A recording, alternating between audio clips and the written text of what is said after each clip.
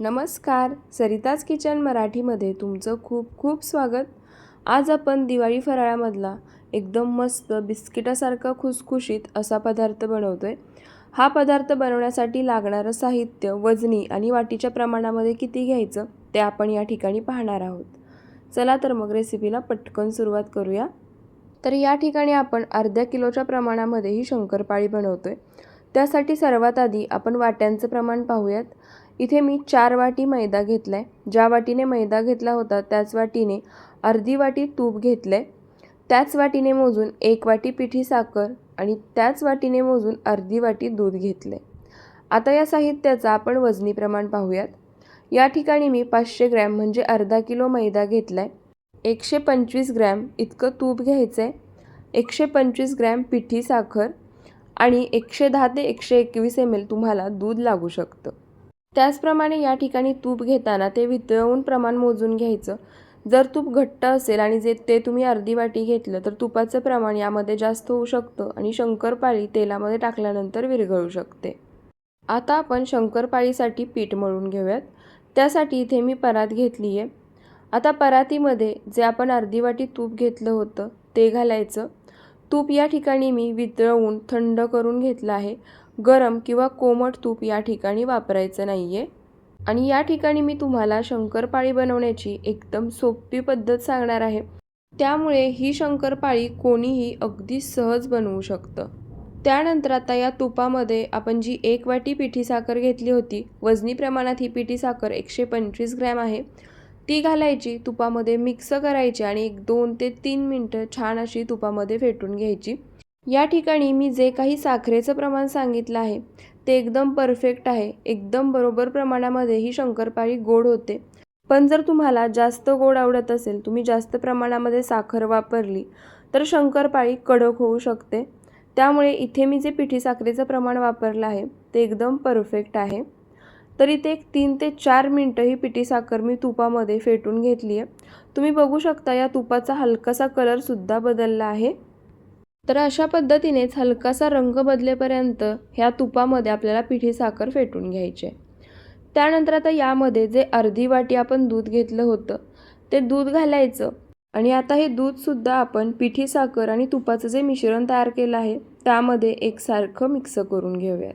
या पद्धतीने ही शंकरपाळी बनवली की आपल्याला बाहेर हलवायांजवळ जशी शंकरपाळी विकत मिळते अगदी तशीच शंकरपाळी घरी तयार होते. तरी ते पिठी साखर आणि तुपाच्या मिश्रणामध्ये मी दूधसुद्धा एकसारखं मिक्स करून घेतले. दूध घेताना सुद्धा लक्षात ठेवा रूम टेम्परेचरचं घ्यायचं, जास्त थंड असलेलं किंवा गरम असलेलं दूध वापरायचं नाही.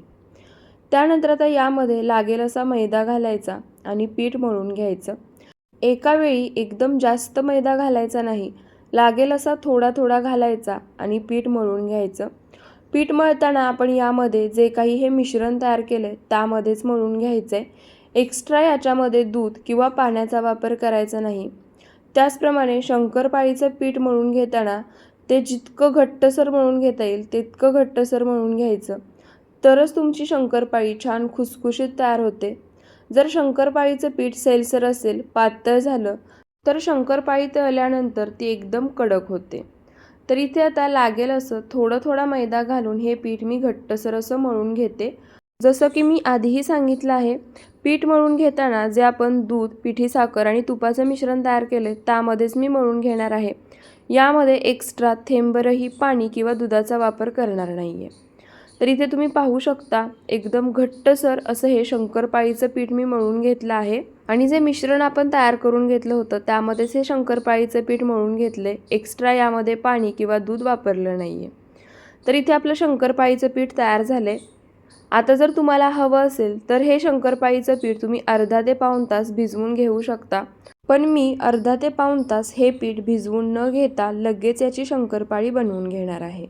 तर त्यासाठी सर्वात आधी आपण जे पीठ मळून घेतले त्याचे एकसारख्या आकाराचे 4 गोळे तयार करून घेऊयात.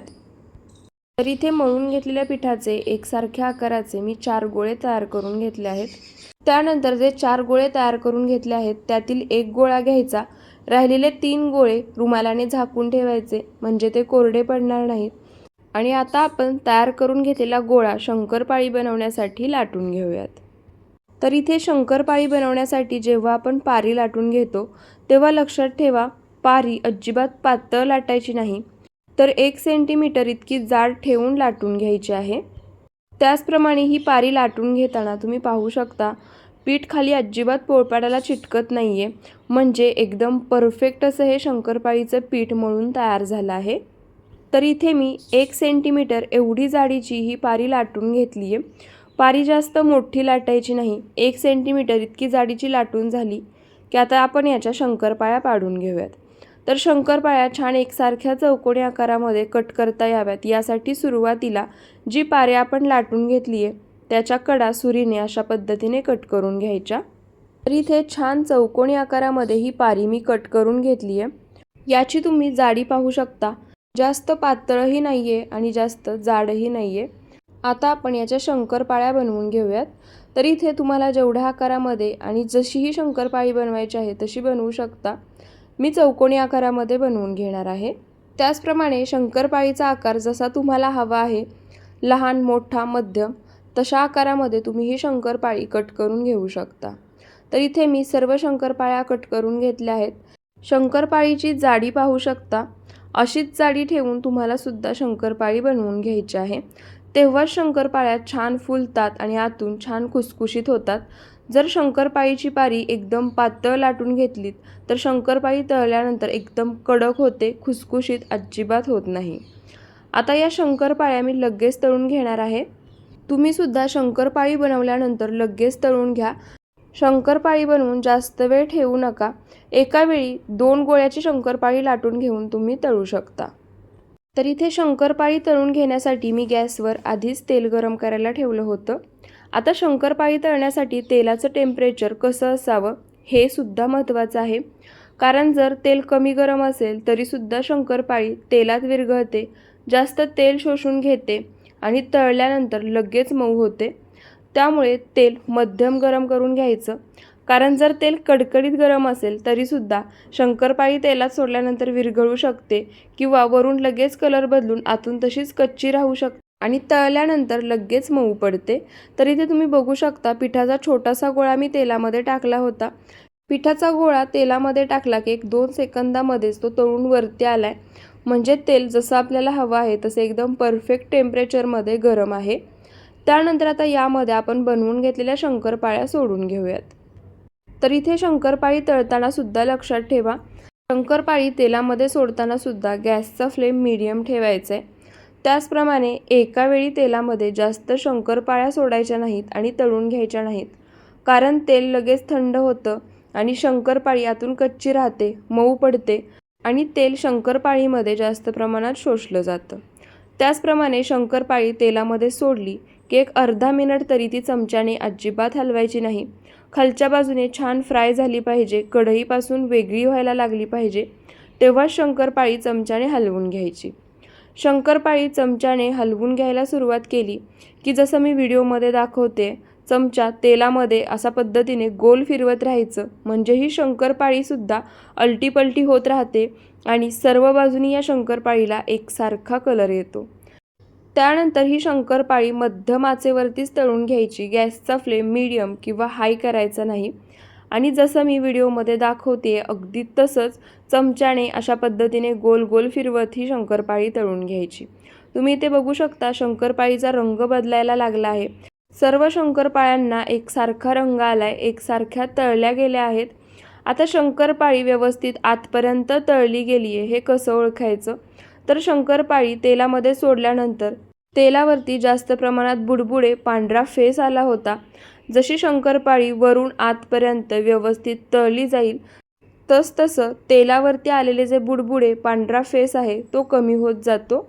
तर इथे तुम्ही बघू शकता, तेलावरती जे बुडबुडे, पांढरा फेस आला होता तो कमी झाला आहे। शंकरपाळीला छान रंगसुद्धा आलाय। असा रंग शंकरपाळीला आला की शंकरपाळी लगेच तेलामधून काढून घ्यायची, कारण तेल गरम असल्यामुळे शंकरपाळी तेलामधून काढली तरी त्याची कुकिंग प्रोसेस चालू असते, त्यामुळे तेलामधून काढल्यानंतरही शंकरपाळीचा रंग हलकासा बदलतो, म्हणजे शंकरपाळीचा रंग तेलामधून काढल्यानंतर जसा आहे त्यापेक्षा आणखी थोडासा डार्क होतो। आता याच पद्धतीने आपण राहिलेल्या सर्व शंकरपाळ्या बनवून तळून घेऊयात। तर शंकरपाळी तळून घेतल्यानंतर तेलामधून काढली की 1 मिनिटभर थांबायचं आणि त्यानंतरच पुढच्या शंकरपाळ्या तेलामध्ये सोडायच्या. कारण कधी-कधी तेलाचं टेम्परेचर कमी होतं आणि लगेच शंकरपाळ्या तेलामध्ये सोडल्या की तेल थंड असल्यामुळं त्यामध्ये तेल शोषलं जातं आणि शंकरपाळ्या कडक होतात. तर आता याच पद्धतीने जसं मी आधी सांगितलं होतं, शंकरपाळी तेलामध्ये सोडली की 1 मिनिटभर चमच्याने हलवायची नाही. 1 मिनिटानंतर शंकरपाळी खालून चमच्याने हलवून घ्यायची आणि चमचा तेलामध्ये अशा पद्धतीने गोल फिरवत या शंकरपाळ्या सर्व बाजूनी एकसारखा सोनेरी रंग येईपर्यंत तळून घ्यायच्या. तर इथे मळून घेतलेल्या सर्व पिठाच्या शंकरपाळ्या बनवून तयार झाल्या आहेत. शंकरपाळी तुम्ही पाहू शकता तळल्यानंतर दुप्पट तिप्पट फुलली आहे. सर्व शंकरपाळीला रंगसुद्धा एकसारखा आलाय. आता ही शंकरपाळी मी तुम्हाला तोडून दाखवते. शंकरपाळी तुम्ही पाहू शकता एकदम छान खुसखुशीत अशी तयार झाली आहे. आणि या ठिकाणी मी तुम्हाला जे साहित्याचं प्रमाण सांगितलं आहे त्यामध्ये 1 किलो शंकरपाळी बनवून तयार होते. तर या दिवाळीला तुम्ही सुद्धा एकदम सोप्या पद्धतीने ही शंकरपाळी नक्की बनवून पहा. आणि तुम्हाला जर आजचा हा रेसिपी व्हिडिओ थोडासा जरी आवडला असेल तर तुमच्या मित्रपरिवारासोबत, नातेवाईकांसोबत जास्तीत जास्त शेअर करा. लाईक आणि कमेंट करायला विसरू नका. आणि अशाच रेसिपीजसाठी आपल्या सरिताज किचन मराठीला सबस्क्राईब नक्की करा. पुन्हा भेटूयात अशाच एका साध्या, सोप्या आणि नवीन रेसिपी व्हिडिओसोबत. व्हिडिओ शेवटपर्यंत पाहिल्याबद्दल खूप खूप धन्यवाद.